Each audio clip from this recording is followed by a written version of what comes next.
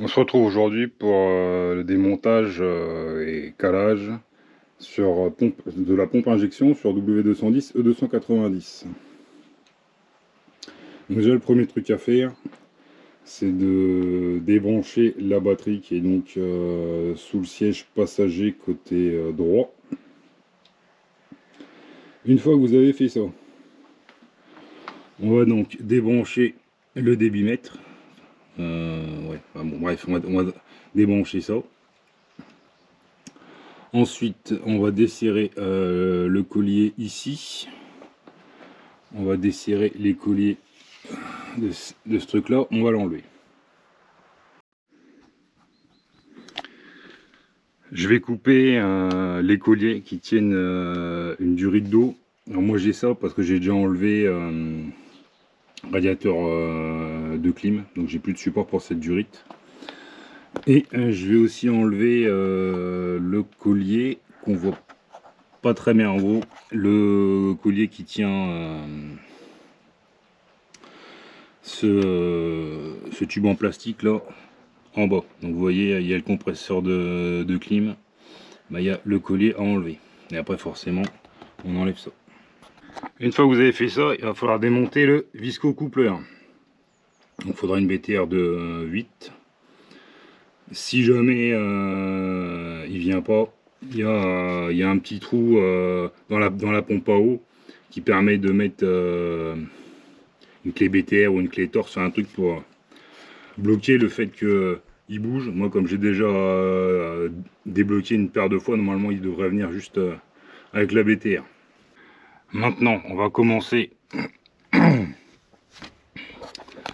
à desserrer les vis de pompe à eau. Donc c'est du 10. Vous la desserrez pas, enfin vous desserrez pas les vis à fond, c'est juste histoire de profiter que c'est pris dans la courroie d'accessoires pour s'aider à la desserrer. Et ensuite on va enlever la courroie. Donc c'est une BTR de 6. Puis avec une rallonge, faut appuyer dessus.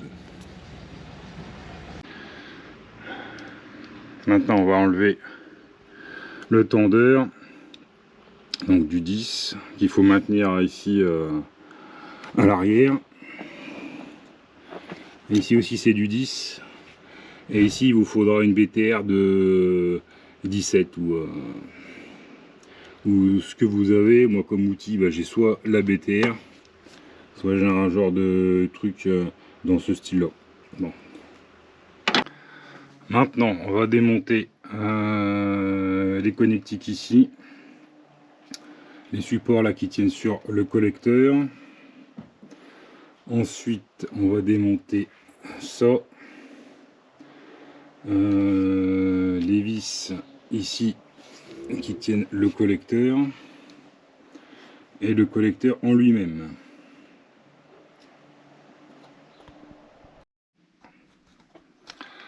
Maintenant on va démonter le retour de carburant de la pompe. Donc c'est des clés de 17.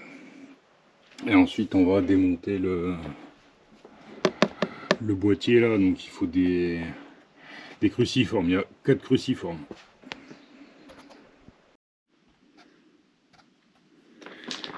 Donc quand vous ouvrez la boîte avec le calculateur, vous enlevez ce câble là. Alors ce câble là il est où? Donc déjà je vais enlever le joint.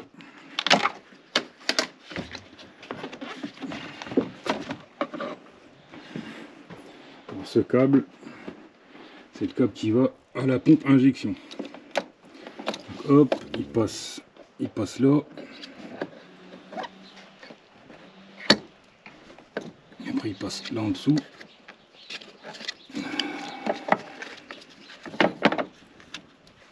Hop, hop, hop, voilà, comme ça il est déjà enlevé. Ce qu'on va devoir sortir la pompe.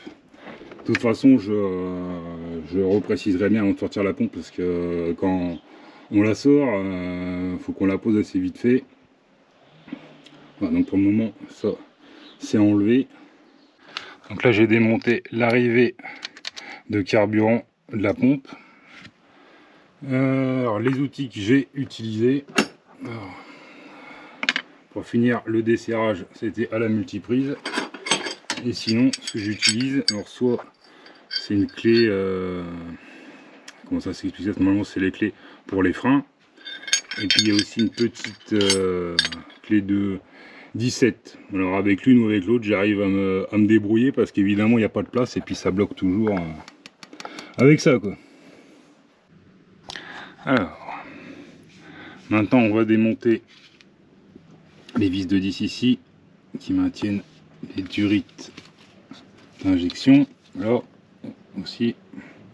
Et on va desserrer le haut des durites. Donc c'est du 17. Donc maintenant on va desserrer les durites au cul de la pompe. Alors il va falloir commencer par celles qui sont accessibles, effectivement, ce qui est logique. Mais en gros ça va être celles qui sont au fond là, les deux au fond. Donc celles qui sont raccordées par deux. Donc il va falloir desserrer celle-là. Après il va falloir leur trouver une place pour pouvoir desserrer les trois restantes. Après vous enlevez celles qui sont par 3 et après vous pourrez retirer celles qui sont par 2. Bon, c'est pas très clair, mais quand vous allez le faire, vous allez ça va être beaucoup plus logique. Donc clé de 14. Autre chose, la pompe elle va se vider intégralement. Donc il faudrait voir pour mettre un peu de papier à peu près ici. De toute façon, vous allez avoir du carburant au large dans le support et tout. Hein. De toute façon, faut pas rêver. Bon, notre pompe se vide. Nous, on va dévisser. Là, on voit rien. La vis ici, là. La vis au cul de pompe. C'est du 13. Et après, je pense qu'on va démonter le cache-culbuteur. Allez, on va faire ça. Alors, j'avais oublié, il faut enlever aussi ça. Bon, ici, la petite vis là, qui tient le câble. Je mets la douille dessus. C'est l'électrovanne d'arrêt de pompe. Donc ça c'est pareil à démonter parce que sinon on ne pourra pas sortir la pompe, ça va bloquer avec le fil. On va pouvoir mettre notre moteur au PMH. Alors, déjà, la poulie de Villebrequin, c'est du 27 à tourner uniquement en sens horaire. Alors ici, on verra mieux. Donc, il y a, on voit pas grand chose. En gros, il y a un repère sur la poulie et de l'arbre à cam. Et il y a deux repères sur le palier de l'arbre à cam. Et donc il faut que le repère de la poulie d'arbre à cam soit entre les deux repères du palier. Forcément c'est pas très précis. En bas, bon, en bas, là je peux pas mettre la caméra comme il faut, mais bon, on voit qu'on est plus ou moins bon. Le problème c'est que selon qu'on regarde comme ça ou on n'est jamais au même point de repère. Donc moi j'ai trouvé une autre solution qui permet de toujours avoir le même point de repère. Je vais vous montrer ça. Donc en gros ce que je fais, c'est que je mets le téléphone en appui sur la culasse, je mets la genre de pointe qui permet de savoir où on en est au centre du téléphone, et là avec le zoom au maximum, parce que je suis en mode appareil photo, avec le zoom au maximum, ça me permet de vraiment voir précisément où je suis et de toujours être sur la même base en fait. Comme ça, il n'y a pas de changement d'angle selon si on regarde plus à gauche ou plus à droite. Alors effectivement, ça ne respecte pas précisément la procédure qui de toute façon n'est pas claire à ce point de vue-là. Et du coup, en travaillant toujours avec la même base, ça permet, si la pompe n'est pas réglée correctement, de pouvoir ne pas avoir à tout redémonter. Donc là, par rapport à mon réglage, je suis pas au point Moreau, je suis 1 degré après, enfin, presque à 1 degré après le PMH. Donc ça, en fait, c'était juste pour vous montrer la procédure, comment je travaille. Donc là maintenant, avant de démonter la pompe, parce qu'il faut démonter la pompe quand elle est à 12 degrés avant le PMH. Donc, on va tourner. Là, on est parti pour tourner un moment, parce qu'il va faire quasi 2 tours.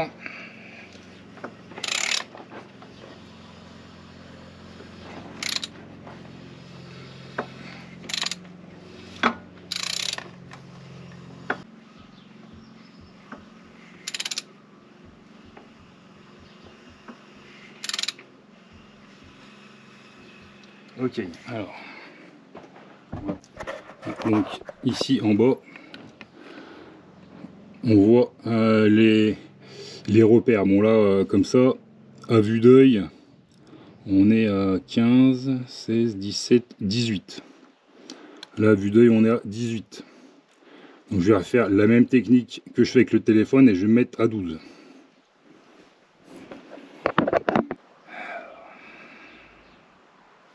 Alors, hop, tac.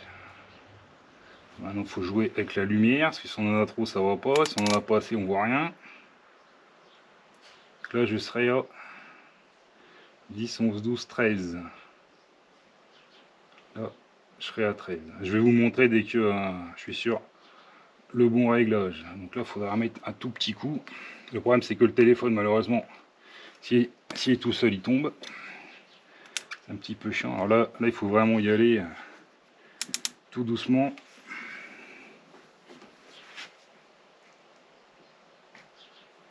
C'est vraiment par à coup, hein. C'est pas évident, c'est mal branlé. Bon, il n'y a pas bougé ou presque.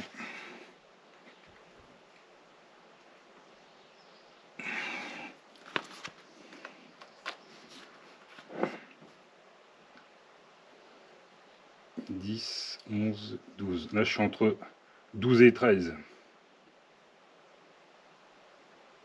Là, je suis entre 12 et 13, mais un petit peu plus proche du 12.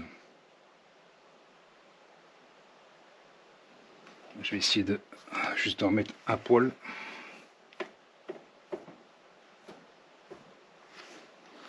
C'est pas évident, c'est vraiment un jeu de patience. Bon, le bordel, il est où là maintenant?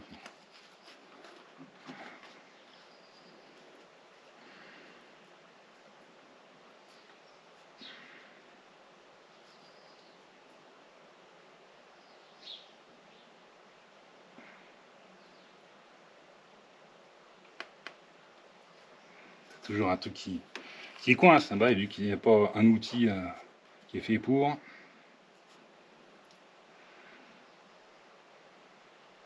Alors, je pense qu'on va dire que on est pas mal. Alors.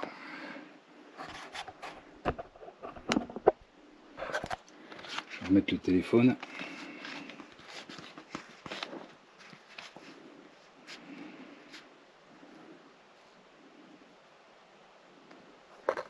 Est-ce qu'on voit quelque chose? On voit pas grand chose. Bon. Toujours est-il qu'on voit que je suis à peu près entre 12 et 13. Donc bon, forcément, être pile sur 12, bon je peux, mais bon là, ça devrait aller. Ok, donc maintenant qu'on est à 12, on va remettre l'avance à injection de la pompe à 0.